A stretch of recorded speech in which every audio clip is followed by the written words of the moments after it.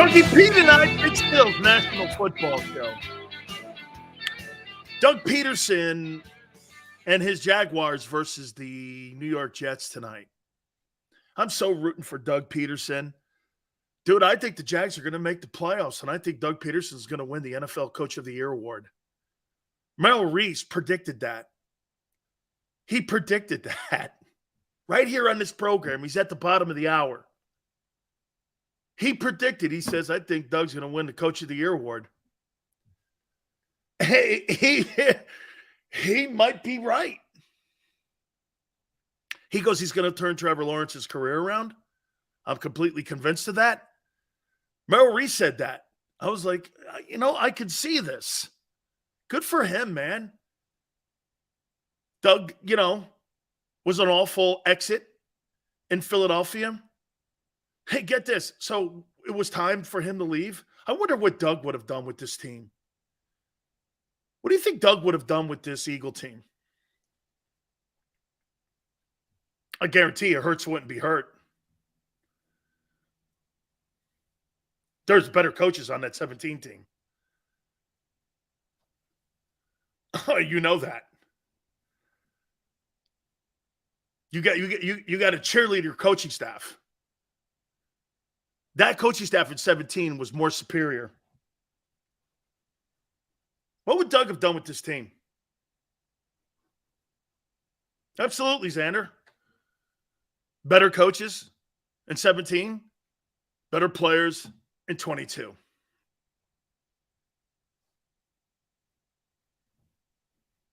Hard to argue, though. I mean, be 14-0, 13-1. Would they have a lesser record? Would Jalen be more ahead of the game? Would Sanders have been used more? I'll tell you what, Jim Schwartz is not going to sit back on his ass with that kind of talent and play the, hey, bend but don't break defense. And by the way, Jonathan Gannon, he could go like this to everyone. Well, let's take a look at the numbers. Where we rank and everything. What would Doug Pederson's 2017 staff have done with this team?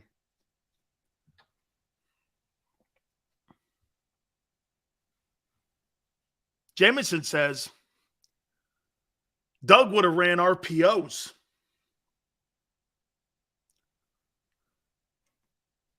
Schwartz wasn't a blitzer.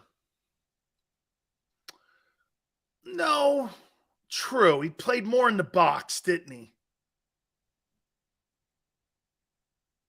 I'll tell you, Brian Johnson was a huge help for Hurts. He has been. He's been very underrated. The quarterback coach, very underrated. I think he would have stayed if it was not for Nate Sudfeld. Hey, Kyle, I wonder this. You think Doug was wrong too? Hey, ask yourself this question on the exit of Doug Pederson. I think we're all pulling for him tonight. I know I am. You think Doug forced himself out because after they knew Wentz wanted to move Wentz, he didn't think Jalen could evolve into what he's evolved into? Do you think the Jalen Hurts pick was Doug Pederson's pick? Or do you think it was Howie Roseman's pick? And there lies always the battles between general manager and coach. Who to play a quarterback? You think Doug went like this? I'm out of here. I'm not going with this quarterback. Because, by the way, what was our number one conversation going into 2022? Is Jalen Hurts the guy? Well, that's been ended. I've never seen a guy end that conversation. Because watch this, Tua, the Dolphins, he put up great numbers this year. There's still a debate on Tua. There's still a debate on him. Shit, they went 65 games with Baker Mayfield in Cleveland. He benched Wentz? No. No, he didn't. How he did? No, he didn't. That was an organizational decision. Remember, in Philly, you don't make head coaching decisions by yourself. Who in their right mind thinks that? You make collective. I heard D. Gunn say that today. And other people. I heard Ron Jaworski say that today. It's an organizational decision. I think almost all decisions on the Eagles are all organizational decisions. You know what that's code for? Howie makes the call.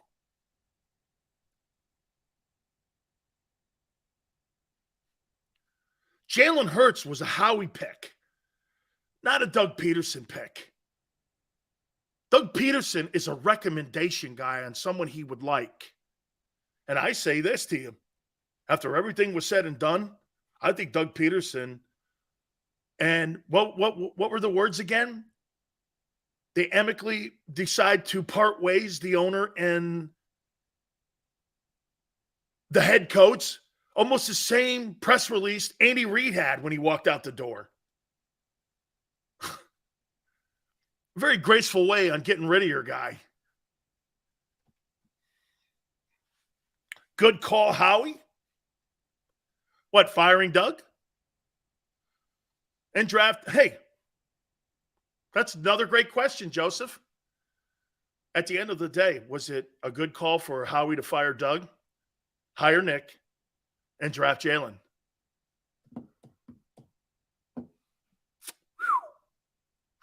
It takes some cannolis for a guy that did something in your city that no other coach, including Dick Vermeil or Buddy Ryan or Andy Reid, were able to accomplish. That takes a lot of stones and a lot of ego. Adam goes, Doug was a good coach. Gee, you think? Look what he's doing now in Jacksonville. He is a good coach. It was Doug versus the ownership. Well, that means Howie too. Because Howie has the power given to him like Caesar. Caesar gave it to Howie. Kevin goes, that was a quick turnaround. Kevin, he lit the thing on fire. He built it back up. You're giving him credit for tearing it down and ripping it up. Okay, kind of.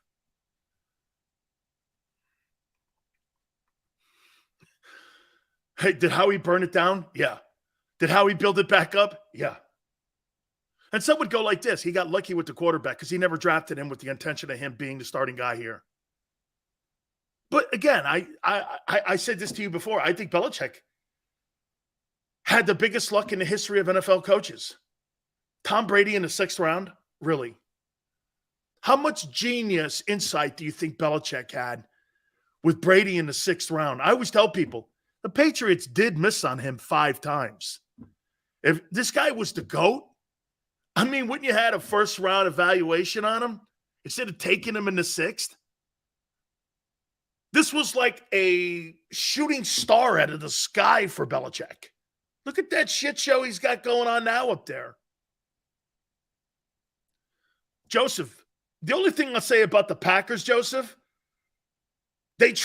Ron Wolf traded for Favre in Atlanta, brought him up there, and then they drafted Rodgers. It's a pretty good football moves there. Okay, they didn't just fall out of the sky. You know what I mean? They traded with Atlanta to get Favre up there, and then they picked Rodgers at 25. I don't know. I mean, pretty smart stuff going on there. And you've had 2 quarterbacks for 30 years in Green Bay. It's pretty impressive. Now, the guy they have now looks like he's a nobody, but we'll see. Okay? Look at Scott. No shit, dog. I'm asking a question. I'm not putting a proclamation out there. I'm asking. John goes, Dan, are you an Eagles fan or live publicity of the Eagle fan base? Probably the latter. John, how can I sit here and say that I'm an Eagle fan when I just started covering the team? I love the fans.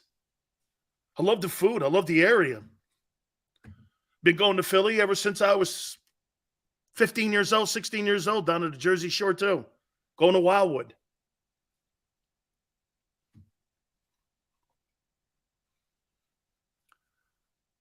Scott goes, you're just throwing shit. I'm asking a question, jackass. Doug Pederson didn't want to coach Jalen Hurts. And he forced his way out. And now he's in a position, and I don't really think he totally likes Trent Baalke being there, because I think Trent Baalke is a terrible general manager. But I think Shade Khan has given Doug the autonomy to do what he wanted, and he's turning it around. That, hey, Eagle fan, that's a horrible thing to hear, that Wildwood sucks. They used to have nickel beer night down there, man. That was a great time going down there in the summertime. I love going to Wildwood. That's a great place. It used to be. I'm sorry to hear that, man, because I used to go down there, man. That thing was great. I never questioned Maury or the coaches. Why? They lie to you like rugs. Everyone has made the playoffs, even Rhodes and Kelly. Dude, organizations don't tell the truth. They shade the truth. Hurts is going to play, don't be fooled, maniac. So you think this is going to be some sort of like Willis Reed? Oh, hey, right? Watch this. I think it's Jalen Hurts coming out of the tunnel. Oh, my God, it's Willis Reed. There he is. It's Willis Reed. It's 19, the MVP of the league. This is a Willis Reed moment? Some of you are going, who the hell is Willis Reed? Because running out, man. Right? It's like a Willis Reed moment.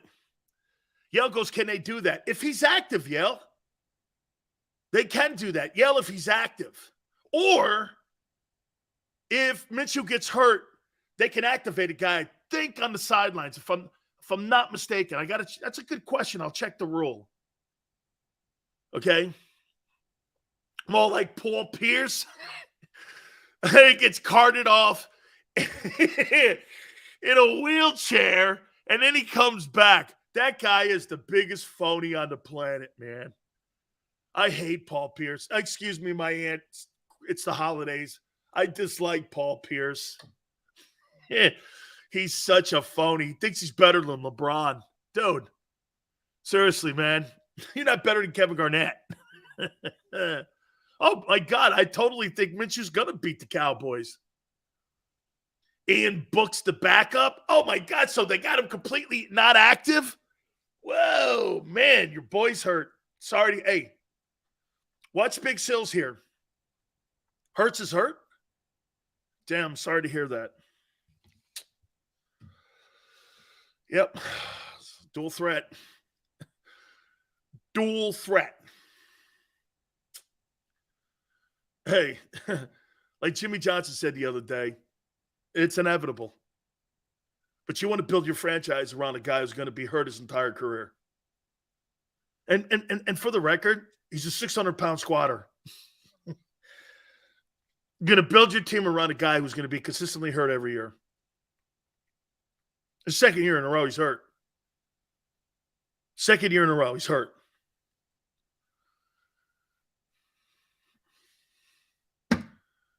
Those are those things you just go, I mean, I hate to tell you. It's the way it is. Or you just couldn't play this week. That's right. In a closeout game, I'm going to sit my MVP candidate who will lose the MVP now because of that. He'll lose the MVP. I never got that. I thought Wentz should have won the MVP in 17. I did. I thought Wentz should have won it, even though he missed them 2 games. I thought he had the best year of any quarterback or any player that year in 2017. I think Carson Wentz should have won it. Is he dual threat? Jimmy G hurt. No, Jimmy G is injury prone. He don't play dual threat football. He's a pocket passer, dude. He's not dual threat. He's injury prone. That's why they drafted Trey Lance. You think? Jimmy G didn't lose his job in San Francisco because of production. He's 45-19 as a starting quarterback and 4-2 in the playoffs. I don't know. Why did he lose his job? Because he's hurt. Jimmy Garoppolo doesn't rely on his wheels, dual threat, to win games like Jalen does. Dual threat. Joe Burrow's not dual threat. He don't run. He's a pocket passer. If he gets hurt and he hurts a knee, that's not going to affect him as a passer. If he's dual threat and you keep getting yourself hurt, shoulder, ankles, what's next? Knee. Those guys get banged up. That's what it is. It's who he is. Sid goes, so you're not voting for him anymore? Good question. Hey, let's see how Allen and Burrow, they got big games this week, and Mahomes play. Let's see how they play. If those guys lose all their games, I'd be hard-pressed to go, well, Mahomes threw 3 picks and they lost, so I'm still going to name him MVP. I don't know, I still think it's a 3-man race. I think they're tied right now. I think it's Burrow, Mahomes, and Jalen. Going into week 16, I think it's neck and neck. Sid, today, I'm not taking him out of anything. December 22nd, Sid, I'm not taking him out of shit. Let me see how that plays out over the weekend. Okay? Let's see how it plays out with those other guys. Josh Allen and these other guys throw 3 picks. I don't know. How did they move ahead of him? I'm not moving the yardsticks for these other guys just to appease somebody on a vote here like they do in the Pro Bowl. You think the Eagles use a healthy dose, Sanders, if the playoffs are now, that Sirianni admitted he should have used Sanders more in the Bears game? Did Sirianni really say that he should have used Sanders more in the Bears game? Everything I said to you on Monday and all week long about the shittiest game plan of the year, now you got the coach echoing it. Hey, coach, thanks for stopping in. I appreciate it. Now I know they watched the show. Shittiest game plan on the planet. You got the guy killed in the stupidest scenario that you could possibly have. Sirianni really said that they should have ran Sanders more? How dumb.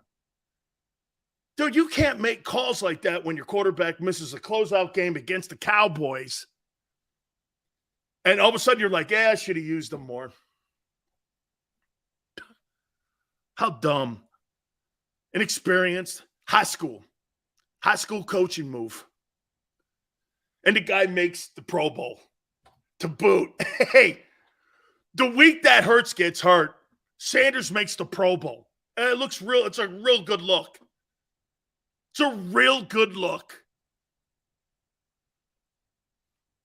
McNabb was injured all the time. Ankle, knee, sports hernia. People need to remember this when considering Hurts in the long term. Cost us many games. Ken, that's why it's really a hard conversation. Because watch this. Ken, you want to pay the kid. You just can't in a long-term basis. You just can't pay Jalen long-term because those guys don't last long-term. They're not long-term career guys. Dude, there's a reason Cam Newton doesn't have a job and can't raise his arms. Do you see the way that Justin Fields got banged up in that Eagle game too? Yeah, it looks like the refs were really protecting him when Sue smashed him in the head. I mean, those guys take a beating, those dual threat. Steve Young was dual threat. Hey, Jason, Steve Young led the NFL in passing efficiency 5 years in a row. And he left the game with a concussion.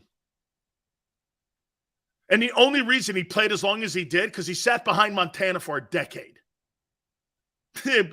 Put the facts in there, too. Jalen Hurts is, leading the NFL in passing efficiency and in pass completion percentages. When he left the NFL, Steve Young was the most proficient passer in the history of the league. Come on, man. Yeah, him running cost him length on his career. Dual threat. Look it up. That's a good point. Because you know what? There's a point of me and there's a belief that I do think that Young was a guy who was kind of dual threat. Hey, I left the game with a concussion. Steve Young, stats. He did. Jalen Hurts is nowhere in the world of Steve Young, but let's see how many years. Look at this. They got Young with 15 years, and how many years did he actually start? Let's see. 1, 2, 3, 4, 5, 6, 7, 8, 9. He played 9 years. Dual threat. And he led the NFL in pass completion percentage 1, 2, 3, 4, 5, 6, 7. 7 years in a row. Steve Young, Jalen Hurts. I don't think so.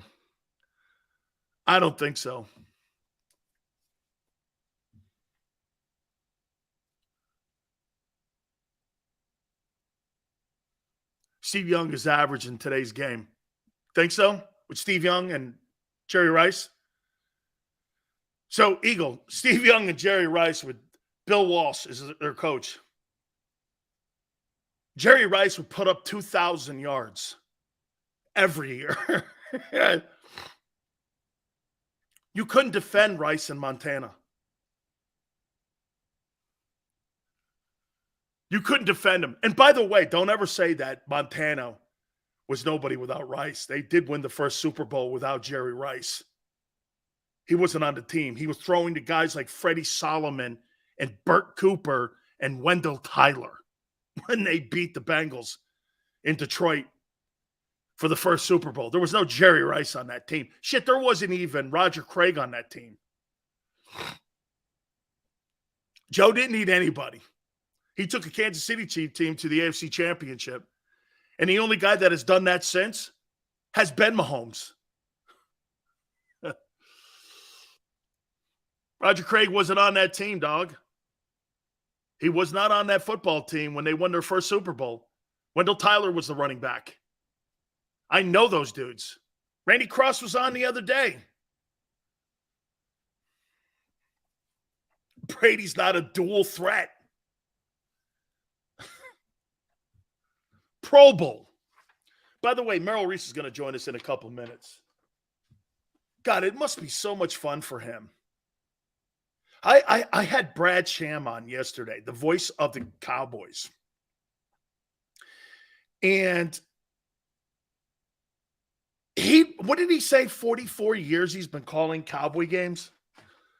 We're going to do the Pro Bowl after we talk to Merrill here. Merrill Reese is going to join us in a couple seconds here. Okay, Jason, you weren't comparing. Steve Young, 68% when most quarterbacks were below 60. During that era, absolutely. Tyler goes, what happened to Playmaker? Still praying and holding out for tomorrow. As you can imagine, holidays, plus he's got an illness in the family. Tyler, I'm not going to go too much into it, but there's an illness in the family. And his time is pretty cornered right now. And so, I told him if he can, please, we'd love to have him. So we're hoping that he can. But during the holidays, plus the Eagles and the Cowboys, they're pretty swamped. The Saturday schedule makes it a little difficult for him. But he's got an illness in the family. And I'm not at liberty to really go too deep into it. It's someone very close to him, and we're all praying. My aunt says prayers and novenas for him every day. Seals, what players will you rest if Minshew? Where are you here? Seals, what players will you rest if Minshew beats Dallas? Jason Kelce. All the old guys. Kelce, Fletcher. I might try to get Slay some rest. I might try to get Lane a game. I'll tell you somebody who's played really great football. Kudos to Landon Dickerson. Dude, I thought he made the Pro Bowl. I didn't know he was named a starter. Boy, I'll tell you something. That Philadelphia Eagle team, you guys struggle at picking quarterbacks. Jalen looks like he's a keeper, but you do not struggle on picking offensive linemen. Man, I'll tell you something. I've never seen any. Dude, there's teams in this league that struggle on finding one guy. Dave Gettleman, in his 5 or 6 years being the general manager of the Giants, couldn't find one guy. They couldn't find one guy. And you know what else, too? Even during Buddy Ryan's time, under Brayman, dude, they couldn't find an offensive lineman to save their life. They had to make a trade for Ron Heller. Remember? They made a trade for Heller. I think they traded for Dave Remington. Am I right when I say that? They got the center from the Bengals, Dave Remington. They brought him in. They could never find O lineman for Randall Cunningham. Randall played with the shittiest line you could possibly have. But then when Jeffrey Lurie took over, it was a completely different world. Dude, they've had O linemen since that guy. I think Jeffrey Lurie's owned the team since 95? That sound right? 95? I think it's 95, right? Dude, the O-lines and D-lines of Philadelphia is why you guys have owned, in my opinion, the NFC East. You guys have owned it because you've owned that position of O-line and D-line. The lines have been so dynamic. I mean, look at this year. You're killing it in sacks. And you know, I heard Skip Bayless say because they got their guard or tackle back this week, he thinks the Cowboys have the better line than the Eagles. And I'm like, that just shows you no one watches the Eagles football team. I haven't seen a finer old line. Let me try to think. I'm going to make a comparison. This offensive line of the Philadelphia Eagles, I'm going to make a comparison to you.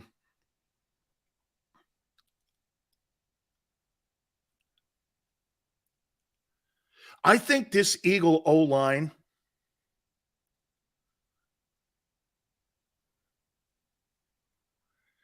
boy, do you think they're as good as the Hogs? Mark May, Russ Grimm, Bostic.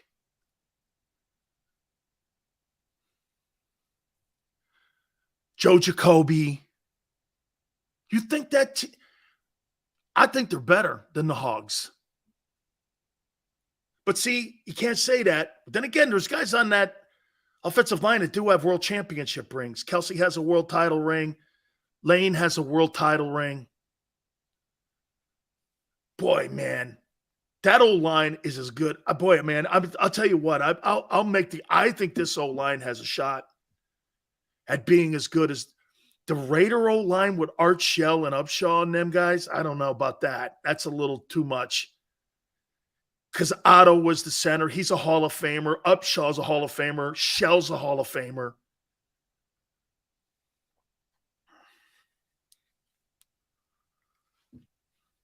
The Eagle line is great. The Cowboy line. The Cowboy line with Larry Allen. The Cowboy line that blocked for Emmett with Nate Stebnowski or Ray Donaldson, Kevin Gogan, Mark Tuney. That's comparable. That Emmitt Smith O-line that Dallas had, I think is the best O-line I've seen in the last 30 years. This thing's close. Eric Williams was also on the other side of that Cowboy line. Sayamalo was on that team. Okay, so you got 3 dudes off that line now that could possibly win another ring. That's really accomplished. That's accomplished. That's an accomplishment. Nate was great at left. What made Nate so great at guard was that he was left-handed. And every time he would punch that hand out at you, it was a different look. And only guy that I ever seen kill Nate was Reggie. Jerome got him a couple times. But, I mean, Reggie would kill him. Reggie killed everybody, though, including Larry Allen. We're trying to effort our friend Merrill Reese here, and hopefully we can catch up with him here in a couple minutes here. Love to get his take on this because it is Cowboy and Eagle week. Sills, what's the score Saturday? Good question, GT.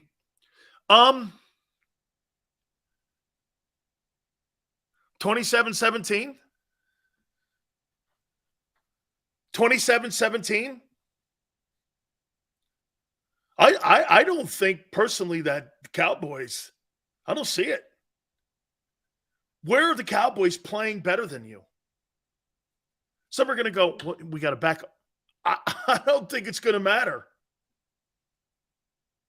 I don't think it's going to matter. You're going to run Sanders. Cowboys can't stop the – watch this. Dude, you could be a high school coach. Well, what don't the Cowboys do well? Well, they can't stop the run. Well, I got an all-pro back. I got a Pro Bowl guy who was just named to the Pro Bowl. I'm going to run him. I'm going to run him. And I think that Dak has struggled, 9 picks. And I think he's showing that pressure gets to him a little bit. Who's number 1 in sacks? Well, the Eagles. Guys, I used to think that the Cowboys had you in the edge rushers. And I know their guys made it to the Pro Bowl. But the Pro Bowl, in my opinion, is a joke. TJ Watt missed 7 games, and he's on the team. Aaron Donald is on IR. And he's on the team. I mean, it's a joke. It's 11 picks. I thought it was 9 picks over the last 3. I could be wrong. GT goes 32-24. Yeah, with shit points in the end and the Cowboys putting a late touchdown up, right? Something like that. Sure. Okay. I mean, how about this? You could do more harm to the Cowboys, I think, with Gardner Minshew than with Jalen Hurts. And why do I say that?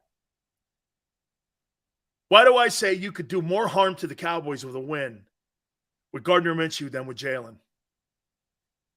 Okay? What do you think? Well, you couldn't beat them with your backup, and they went into your crib, and they made this a no contest, and they kicked your ass all up and down AT&T. Boy, I'll tell you what, man. If I'm going back to my locker, I think the pressure on the Cowboys is magnified tenfold. They got to win, dude. They got to remain in their seat. They're not going to win. Like Brad Sham said yesterday, they're not going to win the East. That thing's over. That ship has sailed. You can't fall any lower in the seeding. Because you know what you don't want to do if you're the Cowboys? I don't want to have to run into Brady. I know the Bucs suck. I get it. And I relent and I give it to you. Still, do you want to play Brady in the postseason? And if you go like this, yeah, how can you say that with a guy with 35 wins and he's not really been that bad this year? There's been a lot of circumstances around his play this year. Do you really want to give Brady a lifeline? That's what it would be like. If Brady makes it to – Brady's got a huge game this week against the Cardinals. They got to – if they win and you give Brady a lifeline in the postseason, is that what you truly want to do? Hey, I'll take on Brady in the post. I'd be like this. I don't know. Give me Kirk Cousins. Yeah, but their team's better. Yeah. But one guy manning up, there's only one guy that could man up against the Eagles, and it could be that guy. Do I think so? No. Dude, if you end that game with Gardner Minshew throwing for 400 yards or 350 yards on him, and he puts up a 3-touchdown effort, which I think he's capable of doing, and he puts up that effort against that team, shit. Dallas Cowboys aren't doing shit this year. They're not doing it. They're going to get bounced. Dude, of all the teams that are right now in December, the least team I trust the most are the Cowboys. Steelers are 10-4. I don't care what the record is. They could have, hey, if the Cowboys had the 13-1 record and the Eagles had the 10-4 record, who would you trust more? Would it matter? Would it matter? I'd be like, I don't care what the record is. Philly's better. Philly's better. You could put the record wherever you, okay, well, Philly's better everywhere. Get this, even your special teams is better than Dallas. That's frightening to say. Okay? Here. This is what you do against Dallas. Control the clock. How do you control the clock? You run the ball. Control the clock, you win the game. Dallas can't do anything about it. Control the clock, win the game. The Eagles' secret to success in 13-1, they control the clock. That's what made that Chicago game horrible for guys like me to watch. Why wouldn't they control the clock? Why are they throwing it? And you're going to get your quarterback killed.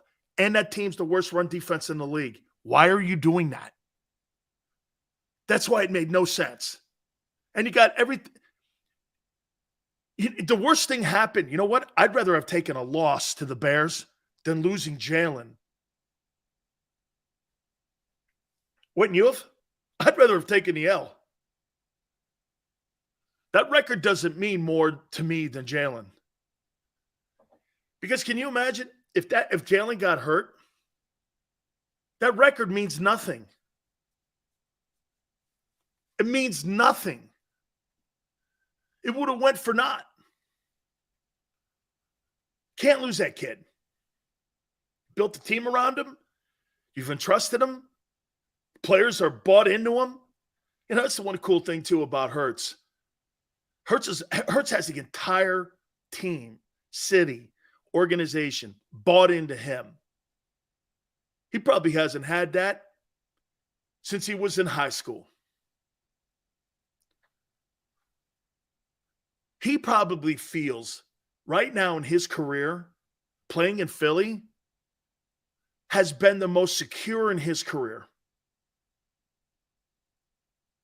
Very seldom. How many times, just personally for all you guys, how many times have you had this? You're making great money. You've got great bosses. The people around you, you enjoy going to work. And it's a very successful business. And you enjoy walking into the building every day. How many times in your life have you had all of those check marks checked for you? Dude, NFL, they don't have those check marks either like that, like Jalen does. Jalen's got everything going. I mean, it really is a success story this year. Team likes him, players like him, community likes him. The community's embraced him. I say this to you. Who's more popular right now in Philadelphia? Bryce Harper or Jalen Hurts? Joel Embiid? Who's more popular? Who's more popular right now? Hurts or Bryce Harper? Hurts. Football's revered more than baseball. Philadelphia is a football town. It's not a baseball town. It can be a baseball town. But during the regular season, I didn't see those fans going nuts like I did in the postseason. Shit, I could go to any shit Philadelphia Eagle game, or I mean by a shit opponent, place go nuts. Place goes nuts.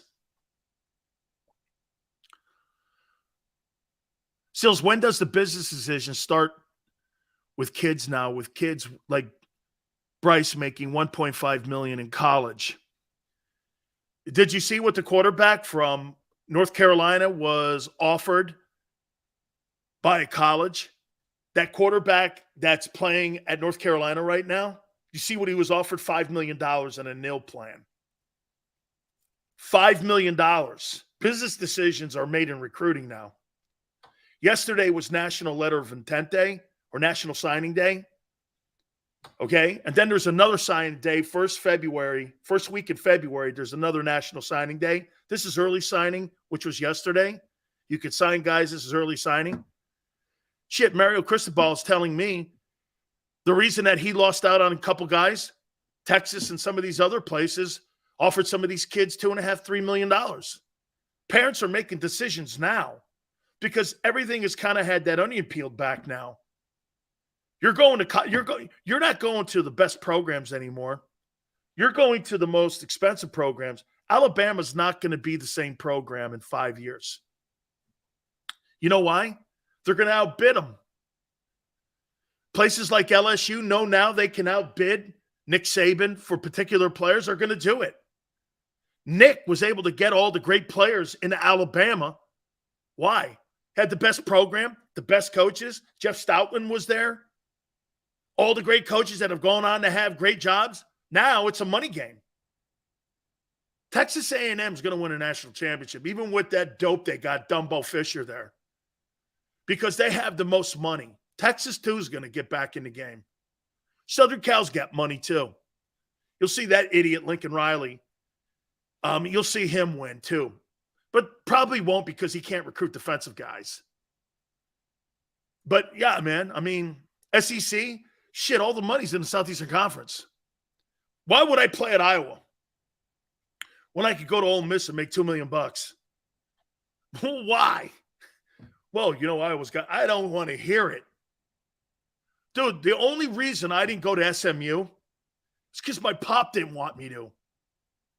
You know, I ended up my career playing for Ron Myers in the CFL because I wanted to, because he recruited me very highly. And I wanted to go to SMU. And they were going to give me $50,000 a year. And they were going to give me some money to come, too. And they were going to give me a car and a house. And I was like, man, my grandpa's like, no, we're not doing that. So I went to Maryland because Randy White recruited me. Then I went to Miami, and it was all good. But, yeah, these kids today, man. Joseph, Notre Dame doesn't have a nil program. That's why the guy at LSU left. The guy at LSU, okay, the reason he left Notre Dame in South Bend, because they don't have nil programs. Notre Dame has high requirements to get in, and they don't have a nil program. How do you think they're going to do over the next 5 years? You don't want to coach Notre Dame. Brian Kelly knew. Money's in the SEC. That's why he took it. All right, let's take a timeout. We're still trying to effort our friend Merrill Reese. Hit the like button. Keep it here on the National Football Show.